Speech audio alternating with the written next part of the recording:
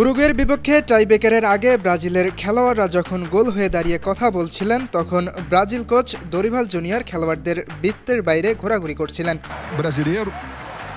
খেলোয়াড়দের ভেতরে ছিলেন ব্রাজিলের সহকারী কোচ লুকাস সিলভেস্ত্রে, যিনি আবার দরিভালেরই ছেলে। অন্যদিকে উরুগুয়ের খেলোয়াড়রা গোল হয়ে দাঁড়িয়ে আছেন, আর কোচ মার্সেলো বিয়েলসা মাঝখানে দাঁড়িয়ে কথা বলছেন। কোচের কথা মনোযোগ দিয়ে শুনছিলেন উরুগুয়ের খেলোয়াড়রা। ক্যামেরায় ধরা পড়া এই দৃশ্য দুটি মুহূর্তেই ছড়িয়ে পড়ে সামাজিক যোগাযোগ মাধ্যমে। এমন গুরুত্বপূর্ণ সময়ে ব্রাজিল কোচ কেন খেলোয়াড়দের বৃত্তের বাইরে তা নিয়ে শুরু হয় সমালোচনা। অনেকে খেলোয়াড়রা কোচকে সম্মান করেন কিনা তা নিয়ে প্রশ্ন তুলছেন। বিষয়টি নিয়ে প্রশ্ন উঠেছিল ম্যাচ শেষে সংবাদ সম্মেলনে, সেখানে এর ব্যাখ্যা দেন দরিভাল। আমি বাইরে ছিলাম, কারণ আমার যা পরিকল্পনা ছিল তা নিয়ে তাদের প্রত্যেকের সঙ্গে আলাদাভাবে করে কথা বলছিলাম।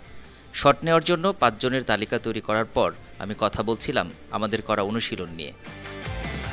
উরুগুয়ের বিপক্ষে ম্যাচটি ব্রাজিল টাইব্রেকারে জিতলে হয়তো দরিভালের এমন কাণ্ডের সমালোচনা হতো না, তবে ব্রাজিল ম্যাচটি হেরে যাওয়ায় উঠছে নানা প্রশ্ন।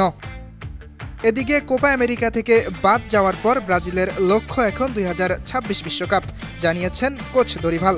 দক্ষিণ আমেরিকা অঞ্চলের বিশ্বকাপ বাছাইয়ে 6 ম্যাচে 7 পয়েন্ট নিয়ে টেবিলের 6ষ্ঠ স্থানে ব্রাজিল। এমন অবস্থানে থাকা ব্রাজিল স্বস্তিতে নেই বলেও জানিয়েছেন দরিভাল।